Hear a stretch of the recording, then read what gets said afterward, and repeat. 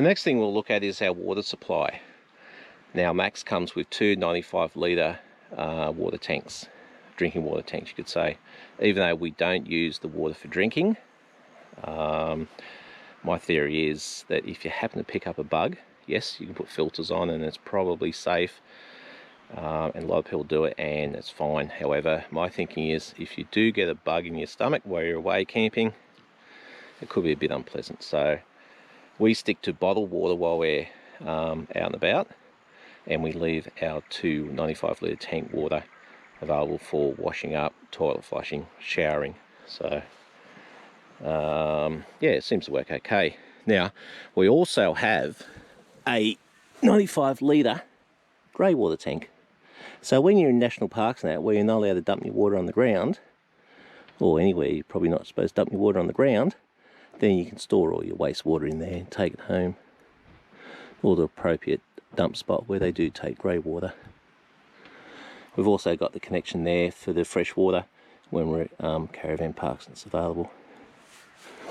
Just looking underneath, and she's probably a bit dusty because she's been out and about this caravan. We've got the heavy duty off-road suspension, independent suspension. Some of the roads out west of New South Wales, sometimes I'm glad I've got the heavy duty suspension because it's like you're off-road even though you're driving on tar. But yeah, independent suspension works quite well.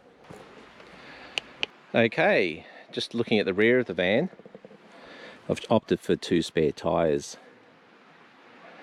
You know, most caravans come standard with one, but I sort of thought, well, just in case we're out the back of nowhere again and we'd get a tyre blowout, then we've got the second one available in case we get a second blowout before we reach towns again. Also on the rear is the rear camera, so it's on all the time. There's a monitor strapped to the rear view mirror of the tow vehicle, and I can see out the rear of the caravan. Very handy if you want to make those decisions. Also too, I've opted to have a couple of reversing lights. Now I've used these a few times actually. When you arrive in the campsite late at night and it's dark and you want to sort of reverse, you can switch these on, it lights it up like day and you have to run around with a torch. So that's been very handy. And having said that, I opted also to have lighting right around the whole side of each of the caravan. At the front as well, and a couple on the other side. So yeah, when we arrive late in the campsite, you can see what you're doing. Try and miss things. I also carry a selection of tools, just in case there's a bit of an incident that occurs. And it consists of a set of sockets, ring spanners, open-ended spanners, a large shifter. I do have a breaker bar there just in case I can't get wheel nuts off. Toolkit consisting of pliers, screwdrivers, tape, like electrical tape, duct tape, elastic, double-sided tape. A drill bits, as well as a multimeter, check the voltage, good old WD-40. So just in case there's a little bit of a breakdown, then we can hopefully fix things and get ourselves on the road again. Another part of the toolkit consists of cable ties. Now, very handy, things break, things fall off, can't get screwing, whatever, strap it up, tape it up, get yourself to a spot where you can then fix it, get yourself off the road. Now also in here is the tank for the diesel heater. Fantastic. Like I said, we've been here for 2.5 days off grid. The nights have been nearly 0 degrees and we've been warm as toast. So we got it installed as the caravan was being built. Basically you got the diesel heater tank there. The actual heater itself sits under the lounge and it just blows out warm air all night. There's a little dial next to Nat's bed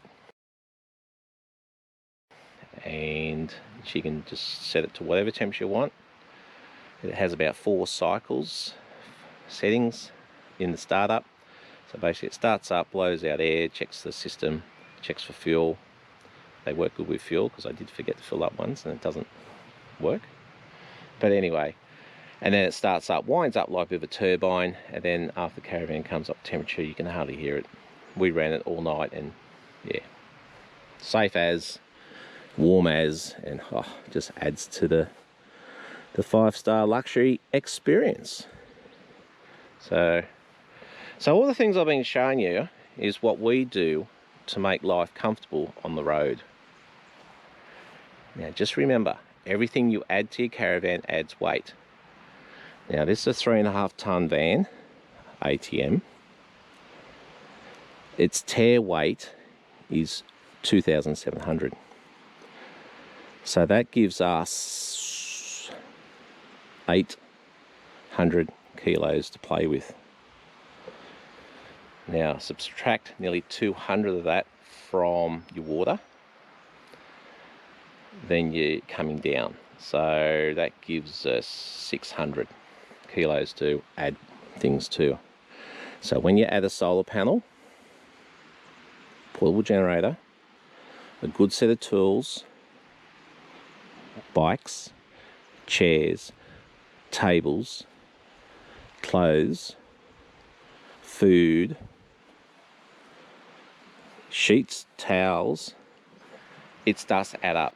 So we are sitting under the 3.5 ton. I continually check my weights. When we first got the van, we went to the local tip and used their weigh bridge to get our weights. And I've also measured the tow ball weight, which is usually around 10% of your caravan weight. So if your caravan's 3.5 ton, you should be looking around a 350 kg tow ball weight. Now, you probably get away with less. However, apparently this is the calculation you need to keep the caravan nice and stable. So yeah, just keep your weights in check, because as you add more things to your caravan to make life nice, you're adding it to the overall payload of the caravan, and you do not want to exceed those weights. So going from a tent to an off-road van is a big change. We had to change the tow vehicle to cater for something this size. Of course, if you have a smaller van and it's basically a road van, then it's not as heavy. Although you still have to look at your tow vehicle and make sure that it's all the specification. Well, I hope that you've gained some information out of this. As I said earlier, the caravanners who've been out there for years, they already know all this information. They've been practicing it for years. They've gained experience along the way, and it's a bit of trial and error of what you do. But for all those first timers out there, or people consider buying a caravan, just sum up or work out what you're going to do with it. From there, then you can work out what type of caravan you want. From the type of caravan depends on how much weight you'll be able to carry, and then you can work out how much you can load it with what items. So I'll show you something. This is talk about 5-star luxury living, or this is living Barry. Check out Nat. How's your moon chair, Nat? Yeah, good. So, it's pretty cool. It is, isn't it? Sit here and read a book. It's great. It's good, isn't it? Yeah, I love it. You love it, yep. Yep. So, yeah, it's from Australia. It's the Monster Moon Chair. Yeah. And, well, yeah. What can I say? Yeah. Here's a little invention that some of you may have already seen that got me excited when I found them. Screw pegs. Now, I actually bought a box of them from Audi when they have their camping sales.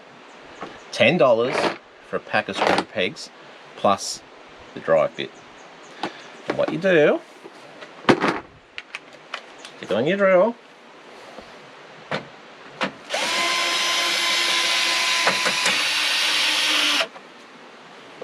and screw them in. for all yous out there with lower back pain, or all yous out there that don't want lower back pain, drive them in, drive them out. None of this peg idea. Those days are gone. Screw pegs. Love them. $10, Audi.